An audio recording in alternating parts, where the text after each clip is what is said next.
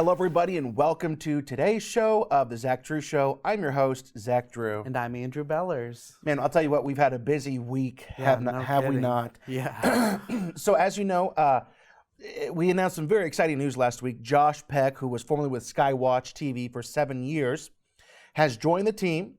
We actually just got him all settled in the last 2 days, so he's getting everything organized in his new home right now, and he'll actually, as we're filming this, it is Friday the 23rd, and so he will begin full time this Monday. Yeah. And so he'll be on the show with me next week. We're incredibly excited. Most of you already know Josh. Josh, he's written like 9 books. He's done like 3 different documentaries, and like I said, he had been serving Skywatch for 7 years, and we're so grateful for Skywatch and the Skywatch team and all that Tom Horn has built and created.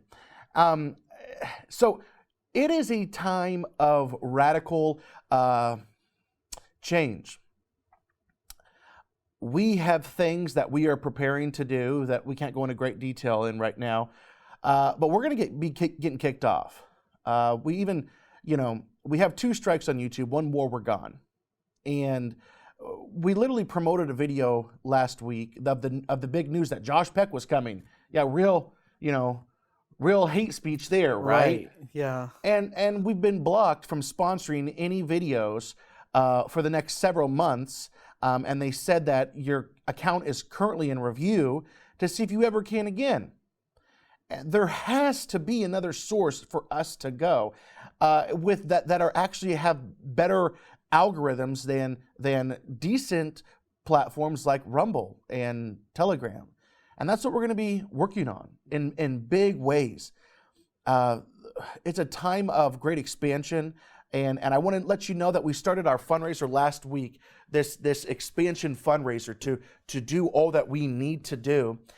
We have the awesome support from our friend in California who manages many different trusts that he's going to be offering through Edwin and Eleanor a match of $30,000, and we honor their lives, as well as the lives of Jack and Marilyn Zuber, who are also matching $10,000, and who we refer to as Uncle Bill, right? Good old Uncle Bill, for another matching gift of $10,000. So we have 3 different trusts, and for a matching total of $50,000. And we really desperately need to hit that. We started it last Friday. I want to give a very special thank you to Dan and Mary Ann. I want to give a special thank you to Roger, also Janet, Vicky, and a pledge by another couple that was actually a very large pledge. And so we have been able to raise, as of right now in the last week, $9,625. So we are almost 1/5 the way there, and we are just praying that you would get behind this matching fund. Right now, once again, we have a $50,000 matching fund from Edwin and Eleanor Mayer, Jack and Marilyn Zuber, and Uncle Bill, totaling $50,000. We're so grateful for their lives. And please get behind us. You can go to our website at www.zachdrewshow.com. Click that bright orange donate button. You can also just call the toll-free number that is on your screen right now, or write us at Zach Drew Show at P.O. Box 797, Decatur, Illinois 62525. I wish there was more that I could say. All I can say is that big things are coming with Josh coming and what we're planning on doing. Yeah. Would you agree? I think it's going to be huge. I think it's going to totally change the face of the ministry. And this might be exaggerating, but I think it could change the face of Christian entertainment and Christian television in general. Mm-hmm. Well, that's a great endorsement. We did not plan that, but I really do agree with you. Listen, let's get into some of the content for today. It's going to be kind of a news heavy day. I want to talk about this. The New York Post recently had an article, and it was talking about how the feds are buying mountains of your personal data, and one day they could use it against you. Let's go ahead and read some of this. It says federal agencies are secretly accumulating mountains of data that could be used for blackmail, stalking, harassment, and public shaming of American citizens. The latest federal surveillance tsunami is being spurred by purchase of commercially available information, which is called CAI. Basically, every single thing that is gathered about you, and you have no, like the common person thinks, yeah, they're gathering stuff from my cell phone, or, you have no idea. I mean, they literally know everything about you. We're going to be getting into that. Exactly what do they know about you? But this CAI, this massive amount of data that's collected from all of these different data accumulating sources like smartphones and computers and other digital devices and trackers. So it talks about how, I want to read this. So CAI increases the power of the government, warns the Office of the Director of National Intelligence report. So this is actually, this is from the director of the DNI that's saying this. That's saying that CAI increases the power of the government. The government would never have been permitted to compel billions of people to carry location tracking devices on their persons at all times. That's right. Yeah. Right? Just think about how, I just want to hang out there just for a second. Yeah. Think about how crazy of an idea, how crazy of an overreach of your freedoms that would be. Imagine the government without due process, without needing any kind of warrant, without having to go to any kind of court, could force you as a citizen to carry a tracker on your person. That's outrageous to think that that would even be possible. But now we're talking about people who voluntarily and willingly carry devices that track their every movement, and that information now is publicly available. And the government, without due process, without having to go to any court, can go to private companies and purchase your tracking data. They're buying it up. They're buying it up right now. And they could use it for anything. Like I said, blackmail, stalking, harassment, public shaming, whatever they would like. Let's continue. So, once again, the government would never have been permitted to compel billions of people to carry location tracking devices on their persons at all times, like we previously just said. To log and track most of their social interactions, or to keep flawless records of all their reading habits. Federal agencies have always been permitted to use publicly available information for investigations, right? But the contrast between the data of the old world and the new data because of the third and now fourth industrial revolution is so radically different that they compare it to a ride on horseback and a flight to the moon, as a federal court declared in 2014. So because of these old laws that have allowed the government to use public information, because we sign our lives away on that dotted line through all the internet that we consume, they can now use whatever they want, and they're buying it up. They are buying it up. The Supreme Court ruled in 2018 that police need a search warrant to seize tracking data on a person's car, but government agencies can simply purchase the same information from data brokers.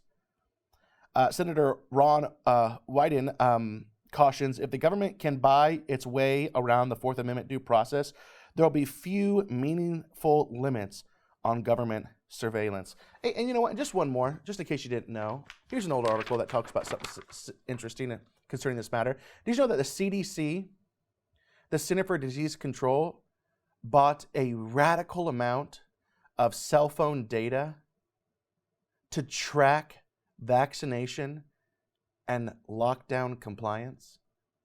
Let's read this one. The Centers for Disease Control Prevention used location data from tens of millions of Americans' phones. I don't remember, giving them permission, but, I guess it's one of those, you buy a new iPhone. You know what? I actually don't have time at the moment to read through these 1,700 pages of the terms and conditions. I'm going to go ahead and just click yes. Yeah. The CDC specifically monitored Americans' visits to churches and schools, as well as detailed counts of visits to participating pharmacies for vaccine monitoring. The CDC also reportedly tracked people's movements during curfews and visits between neighbors. Unbelievable. A controversial data broker called Safeguard initially provided the data to the CDC for free they're just doing their part. During the outbreak of the pandemic, documents show, then in 2021, the CDC reportedly hatched a deal to pay the company $420,000 for continued access. The CDC argued in the documents that data from Safeguard, which is backed by tech billionaire Peter Thiel and ex-Saudi Arabian intelligence chief Turki bin Faisal al-Saud, among other investors, helped give the agency, quote, deeper insights into the pandemic as it pertains to human behavior. Come on, guys. This is the world we're living in. Let's keep building on this. There's a woman by the name of Shoshana Zuboff. Who is she? She's a professor of business administration at Harvard. So back in the 80s, in 1988, she wrote a book, a very, very popular book. It was called The Age of the Smart Machine, The Future of Work and Power. And she was prophetic in a sense. She changed the way many thought about the impact of computerization on organizations at work. She was well above her, well before her time in this regard. And then she kind of went quiet for a while because she'd been working on something for many years. And you first started to see what she was probably working on through a couple of essays, one in an academic journal in 2015 and the other in a German newspaper in 2016. Now, what they revealed was she had come up with this new lens through which to view what we refer here to the ministry as the Frightful Five. But she primarily focused, I would say, on Google and Facebook. But you also have Amazon and Apple, but nothing less than talking about a brand new version of capitalism. Now, listen, I got to preface this by saying I'm a fan of capitalism. I'm not a fan of all types of capitalism, and I know almost every single human being, no matter how conservative you are not a fan of things like crony capitalism, because crony capitalism is what can actually destroy the purest form of what we set out to do with original capitalism. So there are forms of capitalism that truly are evil, and they are self-serving, and they will destroy what capitalism actually initially set out to destroy. But she had coined the phrase surveillance capitalism. So surveillance capitalism, it works by providing free services that billions of people cheerfully use. And it enables the providers of those services to monitor the behavior of those users in radical detail, and more often than not, without their explicit consent.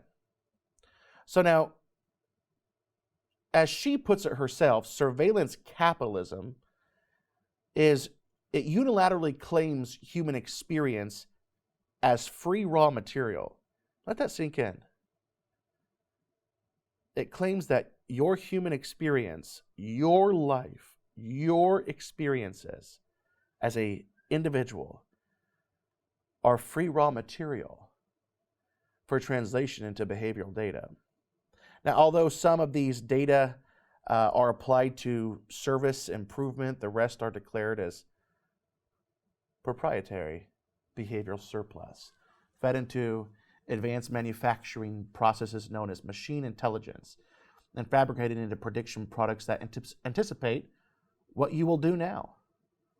They are able to project what you will do soon and very accurately predict what you are going to do in the future, what you're going to do later.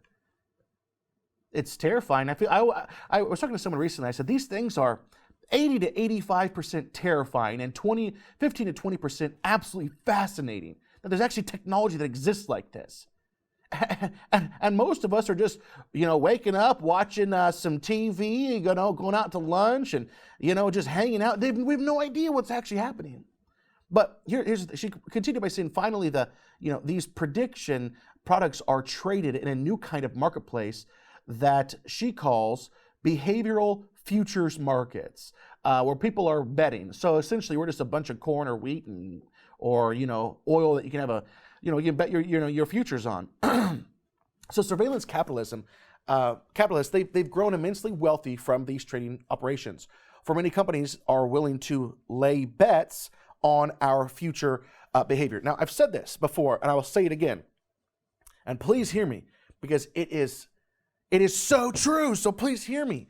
Data is the new oil. Oil is what has made the world go round. Data is the new oil.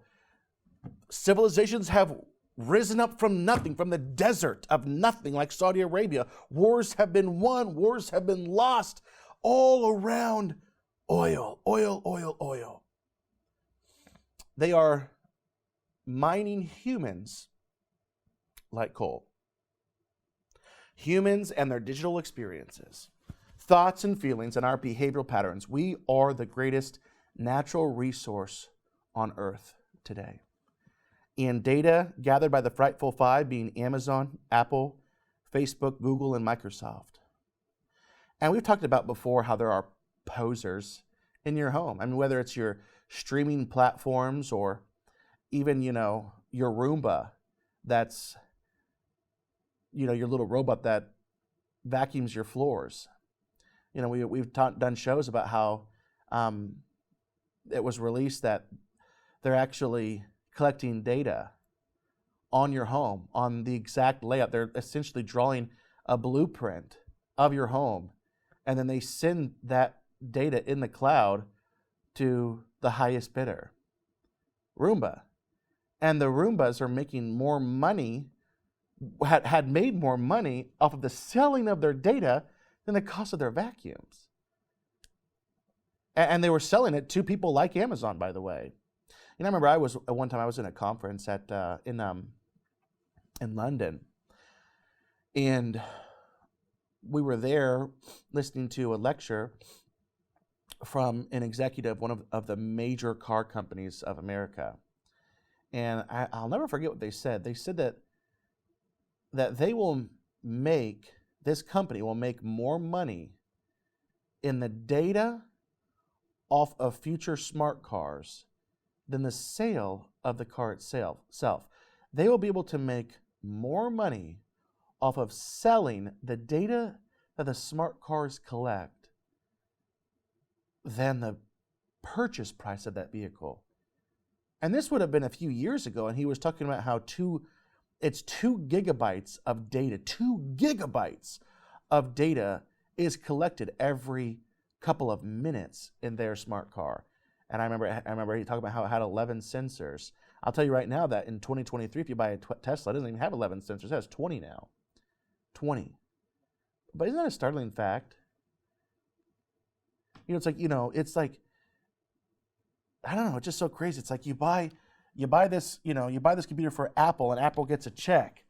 But now, Apple, it's like the world where Apple is making far more money on what they can sell, that they can gather on you, than, I'm not saying, I'm just giving an example because Apple didn't say it, but remember Mohammed bin Salman, who will one day be the crown prince, he is the crown prince of Saudi Arabia, Mohammed bin Salman, but one day he will be the king. And I remember a few years ago when the actual king was letting Mohammed bin Salman kind of take the reins and saying, hey, here's your chance, rise to the occasion. I'm not going to be here forever. And then Mohammed bin Salman was taking things in a radical direction. And the king was like, whoa. Let's rein you back in. You're not quite ready for this. And so now you haven't been hearing quite as much from Mohammed bin Salman. But it's like, my gosh, the king is an old man.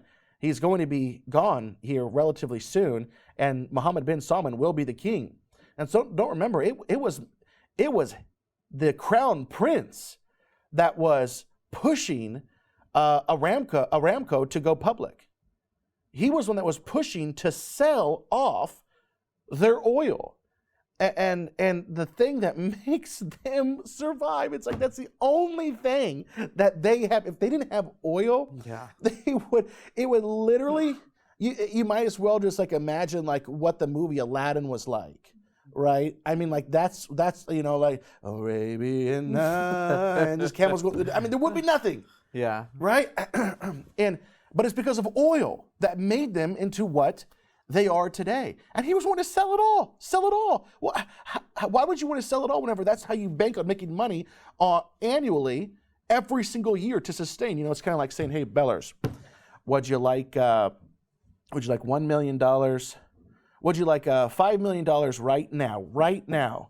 Or I could give you $2 million every year for the rest of your life. A smart man would say, I'll take the $2 million. Right. After 2.5 years, I'm already where I am. Right. And so it's like, Aramco, it's like, well, let's just sell it all. Well, what are you going to do 10 years from now? And that was the plan. Prince Mohammed bin Salman said that the future, the new oil is data. It's IoT. It's the Internet of Things. We will make far more money every single year than we could ever have imagined through oil. What an incredible statement. And he was going to sell it all and to invest the entirety of it into IoT and to artificial intelligence. Yeah. That shows you where the world truly is going. Shoshana Zuboff, there's a quote, nearly every product or service that begins with the word smart or personalized, every internet-enabled device, every digital assistant is simply a supply chain interface for the unobstructed flow of behavioral data on its way to predicting our futures in a surveillance economy. Now, we've talked about cultural Marxism, the haves and the have-nots. And you could kind of say that the next wave of the have and the have-nots are the watchers and the watched. What does Google know about you? This is what? Or let's just say the internet, but this is really just Google. But this is just one of the Frightful Five. They know your appearance. They know what you look like, thanks to facial recognition. They're able to know exactly what your voice sounds like and to mimic your voice. Your religious and political beliefs, your health status, your personal details. Location tracking is one of the areas that Google excels in. They know where your home is, where your office is. They track and record your location through several means, including Wi-Fi, GPS, cellular networks. This means that the phone knows everything, everywhere you are, every day, and how long you're there for, the places you visit. Do you have a favorite coffee shop? They have it all. They have it all, and the Fed is buying it. Do you have a favorite coffee shop, a running route, a daycare center you use every weekday? Google probably knows about it. Places you've traveled. The company knows everything from who you're talking with to when and where you're seeing them, who you talk to. If you use Gmail for your personal or work email, Google has a list of all of your contacts, and they have your emails, where you meet, what you talk about. Google keeps track of what you talk about over the email. Remember the Frightful Five? I'm going just through the list of one of the Frightful Five. This is just Google. Right. The search engine creates and sells such a personalized advertising experience because they know what you like and dislike. Food, books, movies, where you shop, what you buy, your future plans. The company can also use data from their applications and search engine to make predictions about what you'll be doing in the future, what you're interested in buying, seeing, or eating, upcoming trips and reservations, future life plans. Have you been searching about home ownership? About when the best age to have children is? Your online life, websites you've visited. Google keeps a comprehensive list of every site you've ever visited from any device. The site also keeps a running tab of every search you've run, every ad you've clicked on, every YouTube video you've ever watched, all of your browsing habits, from how many sites you have bookmarked to how many password and Chrome autofills. Google has a comprehensive understanding of your browser habits. They know you, they have a digital twin of who you are. And this is just one of the Frightful Five. We're running out of time, and there's a few more things I want to say. First, I want to make it practical, and I want to bring it back to why are they doing this. What are some very just simple, practical things that you can do?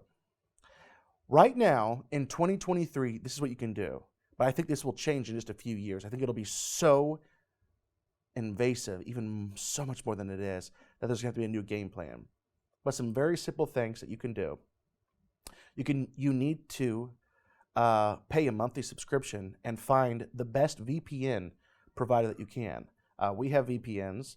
It's a virtual private network as your pathway to the internet. A VPN will protect your browsers from intruders and lower the number of ways that malicious actors, including governments, can break into your network. And I'm not even saying that what you're doing, that there might be, I'm not saying you want to hide because you're doing something wrong. Right. I'm saying privacy is a right within the Word of God. You have a right to privacy. And I'll explain that in a moment. That there should be no government intrusion. Because I want to say this really quickly. The power to control one's own information is the mark of a free person rather than a slave. I'm going to say that again. The power to control one's own information is the mark of a free person rather than a slave. So I think that's going to be really important that you find a good, solid VPN to use. Also, if encrypting your emails is essential, you'll need to switch to a secure service like Start Mail, Proton Mail, or MailFence. That's another point. If it's been a while since you looked at your phone's location settings, do it now. A great deal of apps you have downloaded on your phone track wherever you go throughout the day. Go ahead, let's just make it easy, and we're going to put a list up on how do you do this on the screen. So you be prepared to grab your remote or wherever you're watching and hit pause so you can do this right now. Here it is. Click Settings, then Privacy. Select Location Services, then scroll down to System Preferences. Choose significant locations to see the record of where you've been and toggle it off. Just turn it off. Here's how to adjust location settings on an Android. Open Settings, then scroll down and tap Location. To stop all tracking, you can toggle Use Location off. If you don't want to remove all permissions, tap App Location Permissions. For each app, tap it to choose your preferred setting. And you can read on more about that. I got to go quickly. Also, your streaming services are tracking your activity too. It makes sense because like Netflix, Hulu, and all the rest, they're all tracking it. So you can go to a step-by-step guide on deleting your history on Netflix, Hulu, and more, so they can't sell it. Okay? If you have a smart TV, you have essential settings to review there too. You need to research that too. We don't have time to get into it right now. On your Samsung, LG, Amazon Fire TV, or Roku TV from Spine, you can delete that as well. The power to control one's information is the mark of a free person rather than a slave. Here's the thing. I got 1 minute. They want to be like God. And I want to read this for you because I got to say it quickly. Privacy takes on special meaning in the context of your spirituality. The psalmist identifies privacy with inwardness. You want truth in the most hidden places. You teach me wisdom in the most secret place. That's Psalms 51:6. Privacy is an attribute of God who owns secrets, Deuteronomy 29:29, and who creates humanity in secret, Psalms 139:15. We have no privacy from God, though. Understand, you and I, as the clay versus the potter, we have no privacy before God. They want to be like God. And God will reveal all secrets, Luke 8:17. The secrets of our heart are disclosed to God. 1 Corinthians 14:25.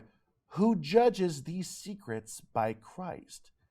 Romans 2:16. These scriptural roots claim our attention in several areas of modern life, like we're talking about right now. It is a right to privacy. The power to control one's own information is the mark of a free person rather than a slave. We are called to be slaves and bondservants unto God. In this new system of those people who deem themselves as equals with God, they would like for us to be slaves unto them knowing all of our secrets and to expose us. We've got to go. We'll see you next week.